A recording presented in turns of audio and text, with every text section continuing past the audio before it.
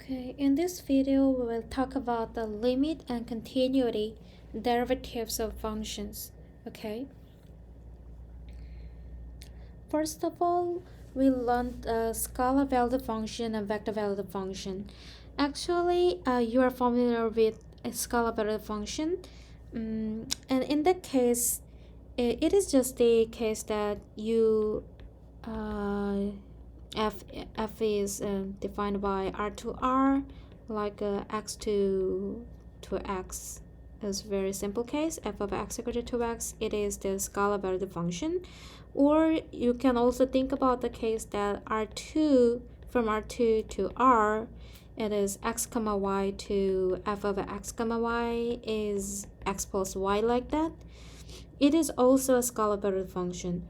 So main difference of the scalar valued function and vector valued function is the codomain of the dimension of the codomain. So here, if the function go to the real number, then it must be scalar valued function, and if it goes to the n dimension, which is bigger than 1, then it is called the vector valued function. So uh, you need to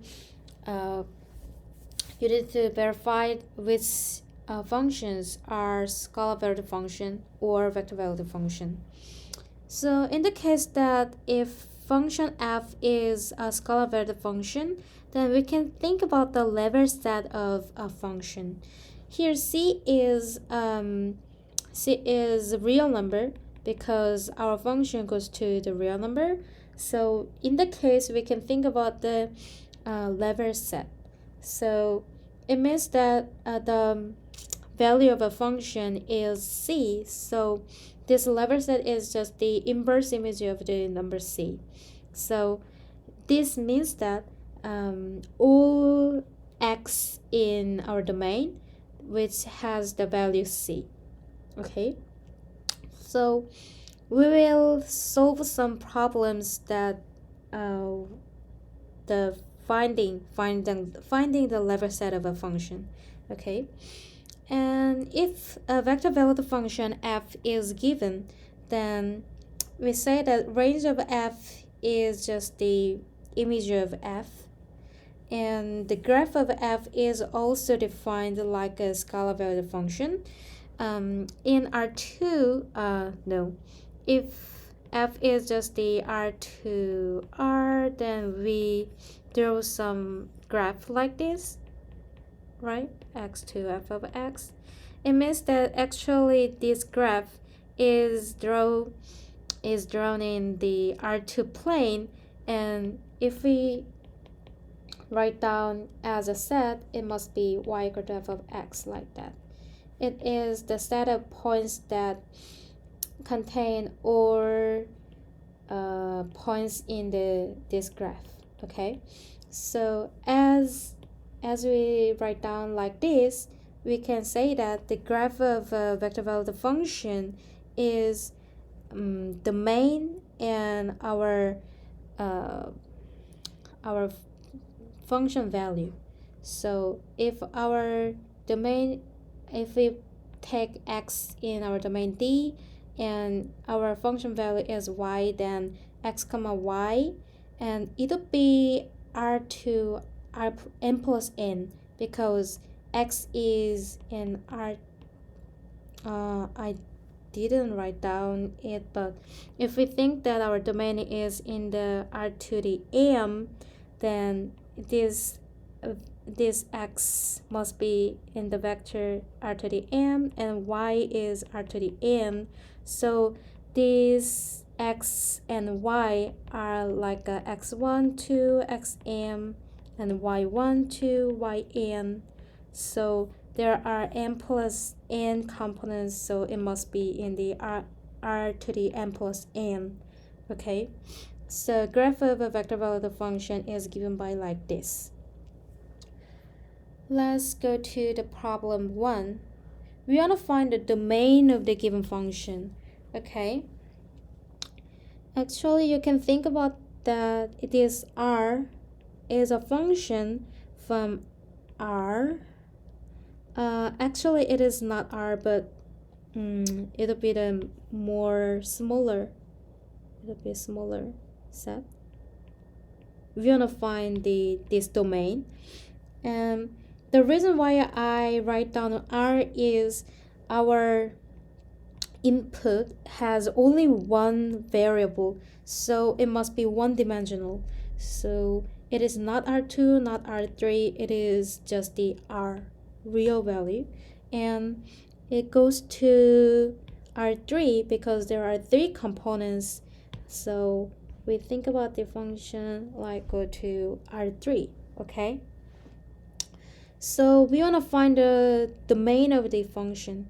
So let's think about it. In this function, there is a ln function. You know that ln is only defined on the positive numbers, so our t plus 1 must be positive. So we have one condition that t plus 1 must be positive. It means that t is bigger than minus 1. Okay?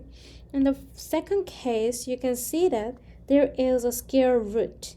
So for this case, 9 minus t squared must be positive or equal to 0, because the square root, when you think about the square root, because we are not calculate functions in complex numbers, so I mean we need these functions, this function must be positive or 0, okay, because root minus 1 does not make sense in this real in calculus class.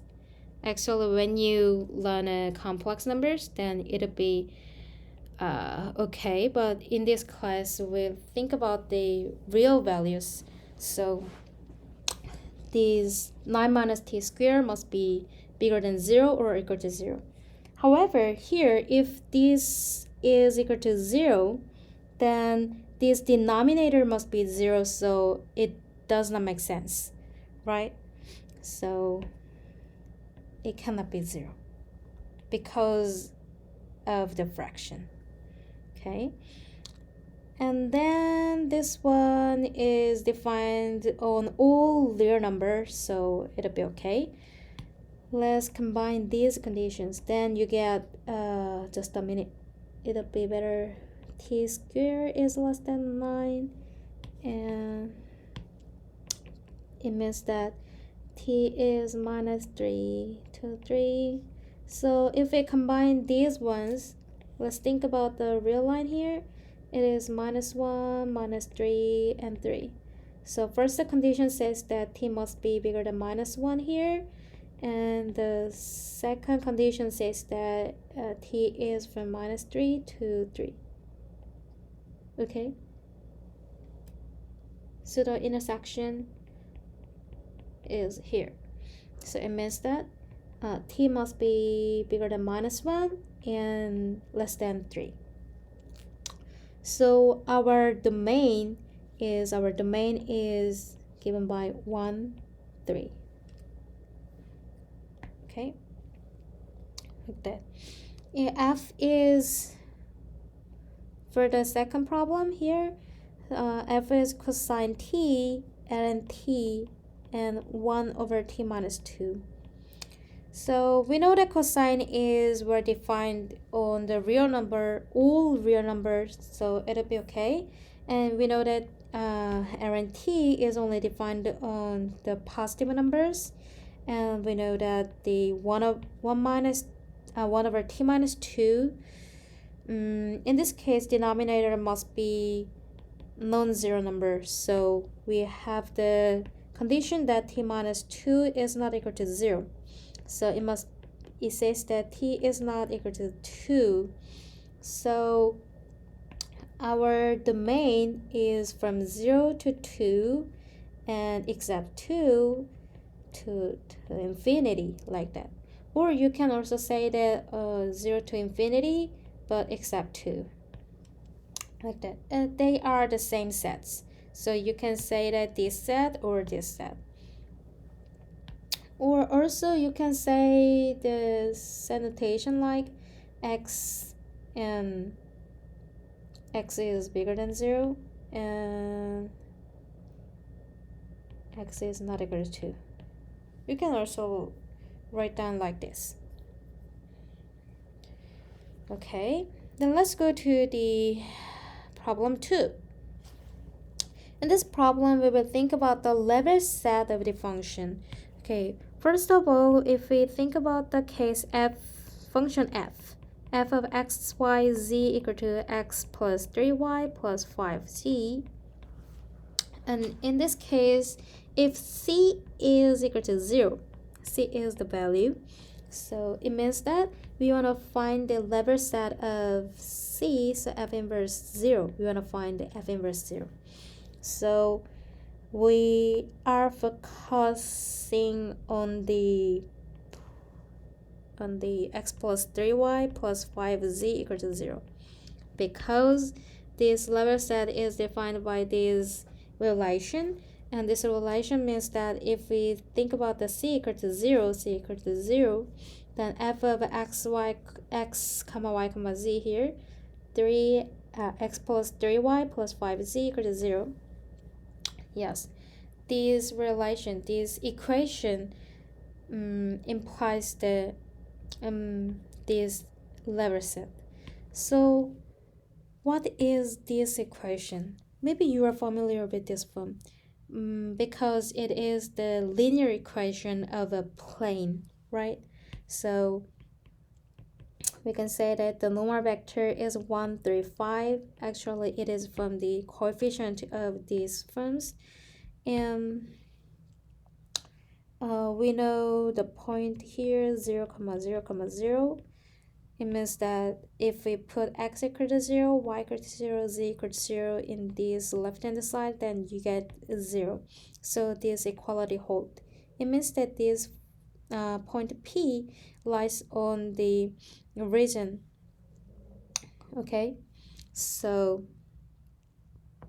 it means that this equality, this equation implies that the plane is perpendicular to the normal vector 1, 3, 5, and this plane contains the point 0, 0, 0. So level set of a function f at value c equal to 0 is a plane whose normal vector is 1, 3, 5, and it contains the point 0, 0, 0. So the level set is just the plane. Okay, you can change the number c. If you change the number c like c equal to 1, then it means that we are interested in f inverse 1.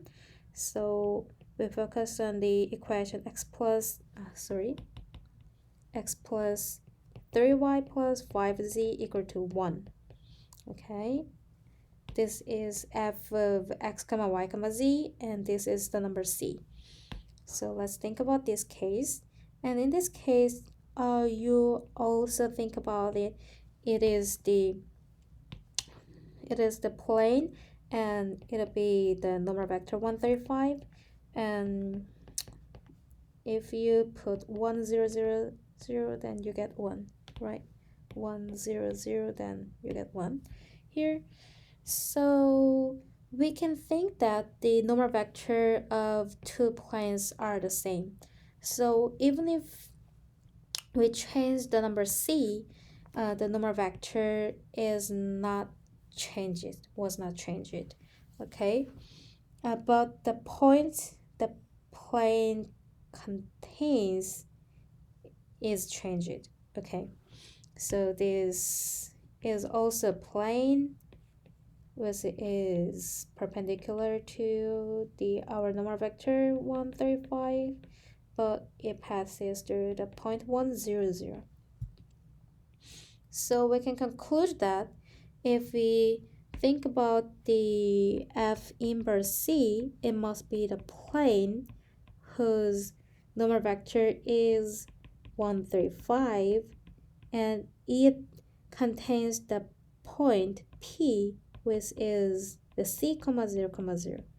Because if we think about the F inverse C, we think about the equation equal to C, and x equal to C, y equal to 0, and z equal to 0 holds the equation, this equation. So F inverse C is the plane whose normal vector is 135, and it contains the point C, 0, 0. Okay, so our level set is the plane. So let's think about another case here. In this case, the second case, gx yz equal to y squared plus z squared here. Okay, in that case, if we pick z equal to 0, then it'll be just the y squared plus z squared equal to 0, right? But you need to note that this point lies on the R3, so we can think about the R3 here. X, Y, Z. So our equation is that y squared plus z squared equals to 0. So maybe you think that it is just the y equal to 0 and z equal to 0, right? Yes, it means that just the y equal to z equal to 0. That is just a point, but you know that there is no restriction of x. So x can be any number. Y and z must be 0. Y and z must be 0, but x can be any number, so it means that it is the x-axis. Okay, it is x-axis. Right? So let's think about the another case. That's if z equal to 1, then it means that y squared plus z squared equal to 1, right? So we can draw circle that is like this. It is a circle, and we also note that there is no restriction of x, so x can be any number. That means that for each x, the cross section must be the circle, so it must be the cylinder. So for each x, it must be circle, so it means that it is the cylinder, like that. Okay. So this level set is cylinder of a cylinder whose cross section has radius 1. If we have another C, like a C, but it is positive, then it must be y squared z squared plus a C. So we can say that it is also cylinder in the same manner with a radius root C. Okay. If C is less than 0, then y squared z squared equal to C, but you know that these sum of two positive number, no negative number, must be greater than 0, so C cannot be negative. It means that the level set is just the empty set. Okay, so for this problem, if C equal to 0, then it must be x-axis. If C is positive, then it must be cylinder. But if C is negative number, then the level set is just the empty set. Okay. Let's go to the next concept. We will think about the limit of a function. Maybe you are familiar with the scalar valued function case, so I just write down the vector valued function case. Yeah. Here, vector value function means that our codomain has dimension n, which is not equal to 1. So in that case, we can say that f is represented by n scalar functions. Okay. Actually, today's office hour, many students asked me what's the meaning of these notations. So let's think about the example in problem 1. Okay, in that case, r of t was the vector value function because it goes to R3, right? So we say that if r of t is given by like this one is the first component, and this one is the second component, and this one is third component. Okay, so like that, if f is given by like this, and it'll be also a vector valued function, and we can say that this first component must be f1, and this component must be f2, and this component must be f3. And we can see that this f1, f2, f3 are scalar valued function. Okay, so if f vector valued function is defined on the some open set to r to the n, in that case there will be n component functions, and each component functions are scalar valued function. Okay, we usually say that it is f1, f2, and fn. Okay, so that's the meaning of f1, f2, f3, like that. Okay, here limit in that case, so f must be f1 to fn. So if limit of f is equal to L, it means that each component function goes to the each component of the limit. So f1 goes to L1, f2 goes to f2, like that. So fn goes to Ln, like this. So this means that each component function has the limit L to the I. Okay. Okay. And this is one of the most important thing, that if the limit exists, then all these limits from different paths should be the same. It means that if we think about the case limit x comma y goes to 0 comma 0 f of x comma y, then there are many passes that and the point is 0. Okay, like that. There are many cases. So if these limit exists, then all the limit that all the different paths has the same limit. Okay,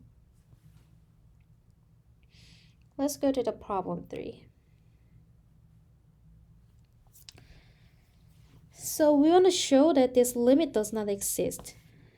As we said before here, if the limit exists, then the different passes has the same limit, right?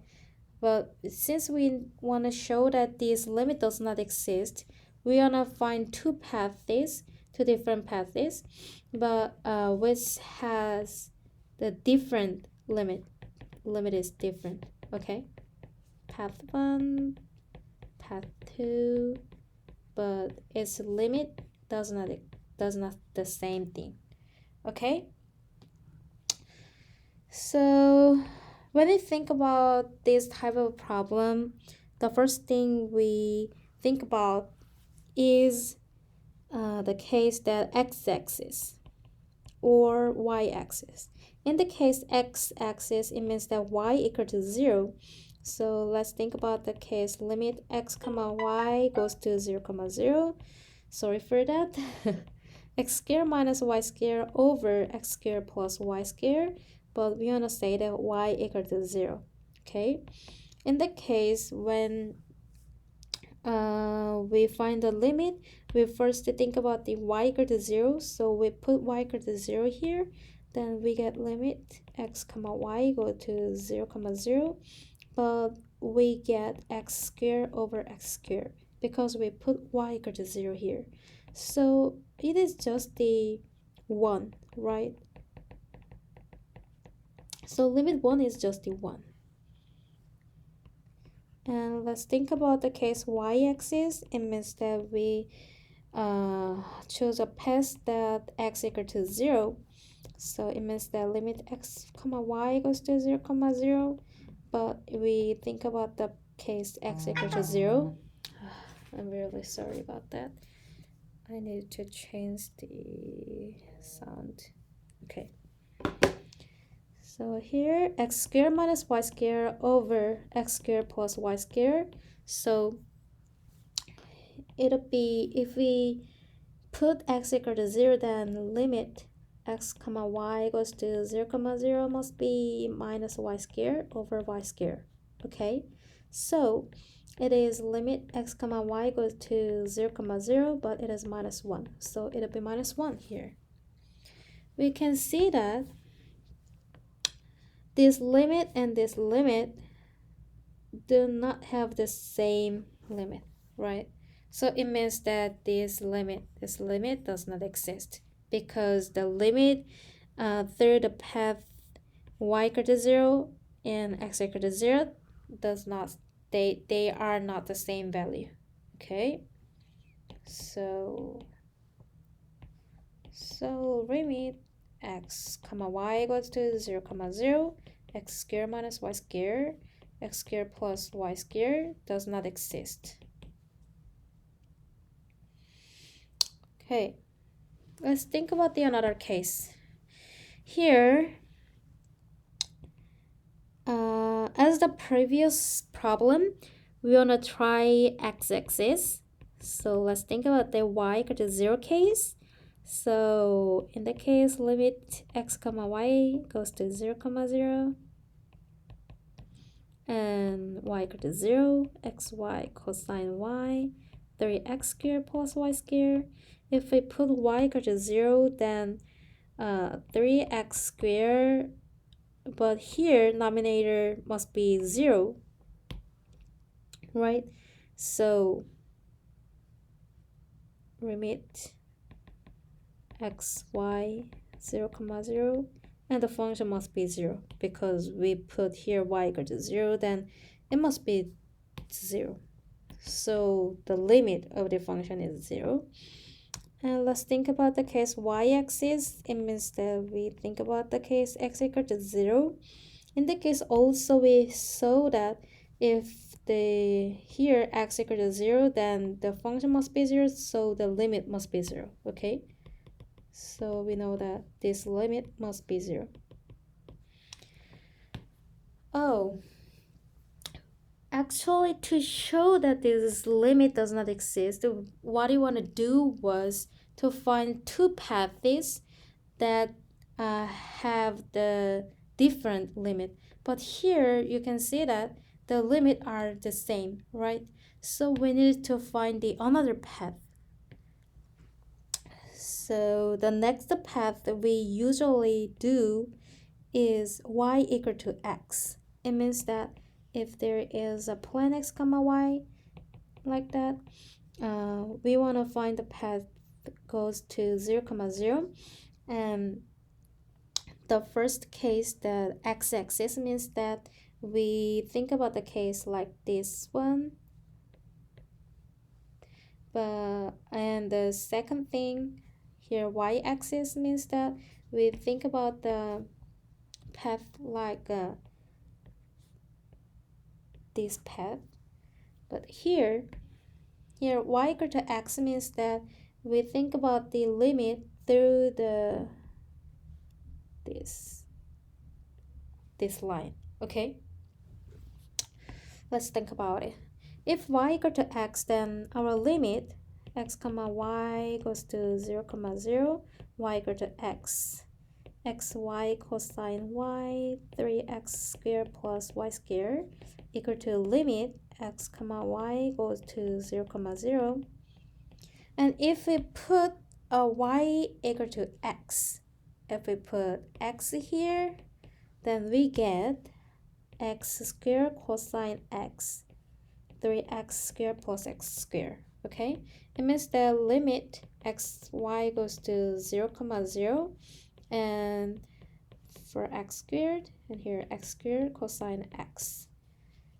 So if we divide it by x squared, then it'll be limit x comma y goes to 0 comma 0, and it'll be cosine x over 4. If x goes to 0, then it must be 1, right? Because cosine 0 equal to 1, so it'll be 1 over 4. So you can see that it is not equal to the previous limits, okay? So you can say that there are two paths that have the different limit. So we can say that this limit does not exist, okay? Yes. Maybe at in the homework problems in the web work, there are similar problems, right? Let's think about the continuity of functions here. Continuity functions here. So in the case if a vector valued function f is given by like that, then f is continuous at a means that its component function f1 to fn is continuous at a. Also, there are two properties that elementary functions like polynomial function or trigonometry function or exponential function, or functions that usually you used are continuous over their domains, okay? And composition of two continuous functions is also continuous over its domain. So let's go to the problem. We want to determine the set of points at which the function is continuous here. So because we know the property that elementary functions are continuous over their domain, we only think about the case that these elementary functions, yes, xy is elementary function, and we know that also this exponential function is continuous. So this addition must be continuous function. So the one thing that we need to focus on is the denominator cannot be 0, right? But here exponential function is always have the positive value, so this denominator cannot be 0. So we can say that f is continuous on the whole plane R2. The reason why I said that R2 is our domain has two variables. It means that this domain lies on the R2. So there are no points that the function is discontinuous. That means that f is continuous on the whole plane. So our set of points that is the function is continuous is R2. Okay, let's think about this case. Here x squared times y cubed is continuous, and this function is also continuous. So we need to think about this one can be 0. No, because x comma y is not equal to 0 comma 0, right? I mean, we think about the case that this denominator can be 0, but it means that x must be 0 and y must be 0. But it is not our case because this function is defined only on the R2 except the 0 comma 0. Okay, I mean this point is x comma y equal to 0 comma 0. So from this part, we can say that g is continuous on R2 minus 0, 0. And we want to check that g is continuous at 0, 0. It means that g is continuous at 0, 0. I mean the limit x comma y goes to 0, 0 must be same as the is function value, this one. Okay, because when you think about the case, the easiest case f r to r like that, then we usually use the graph like that. So if we think about the x equal to a here, you want to check that f is continuous. That means that this limit exists and this function have the same value as the limit, right? If there is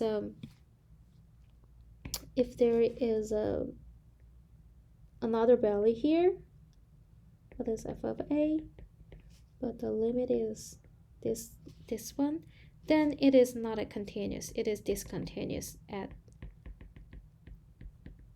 a, right? So in this case, in the same manner, we need to check the limit g of x comma y when x comma y goes to 0, 0 must be the same as g of 0, 0.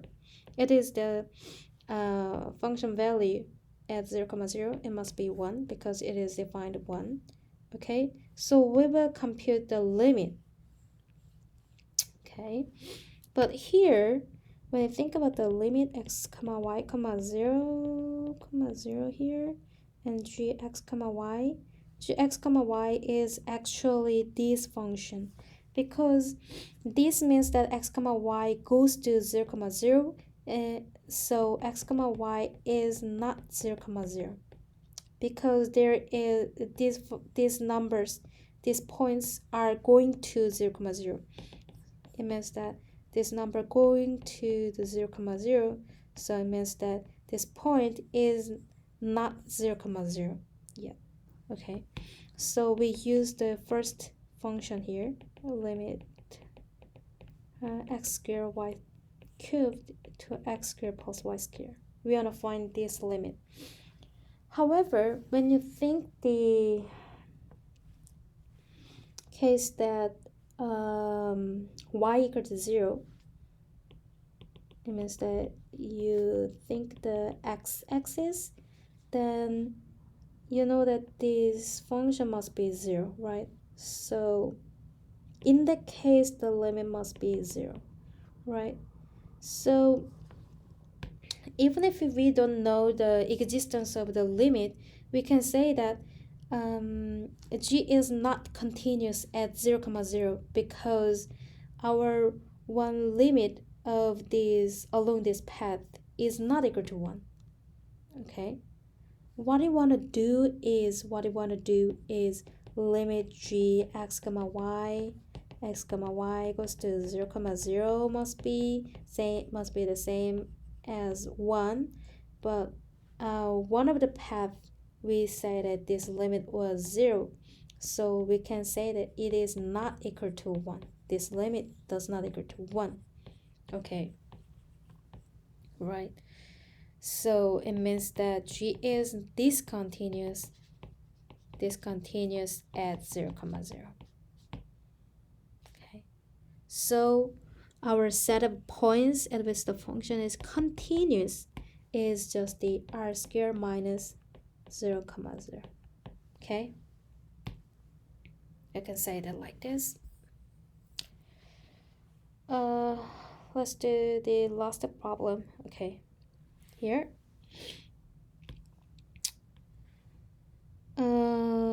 Yes, this is the composition function of g and f. We know that if f and g are continuous, then the composition function is also continuous in their domain. So let's first find h x comma y here. So hx comma y is defined by g of f of x comma y, right? So g of 2x plus 3y minus 6. So can say that g is t squared plus square root of t, so it'll be 2x plus 3y minus 6 squared plus root 2x plus 3y minus 6. Okay, when you think about this function, we can see that this function is defined and continuous on the numbers on R2, except the case that this function is less than 0, except x comma y whose function here 3y minus 6 is negative. So this function is continuous, and this reason, the reason why we delete this point is and at this point this square root is not defined. Okay, or equivalently you can say that it is x comma y in R2, which is 2x plus 3y minus 6 is bigger than or equal to 0. Okay, so you can write down like this or like this. You can choose one. So from the derivative, we will review these concepts in the next week. Okay.